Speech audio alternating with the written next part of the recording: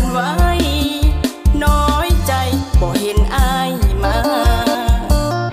รถแล่นออกจากสถานีหัวใจน้องเหงาคิดเห็นแต่เจ้าว่าสิไปนำแท้นาเบิ่งเขาสดชื่น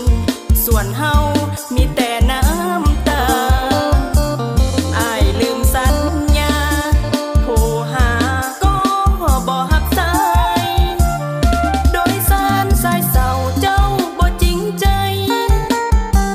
สงกรานต์ปีใหม่ทำให้น้องอายแสนอายนั่งลงกอดแม่ลูกนี้เจ็บซ้ำสวงใน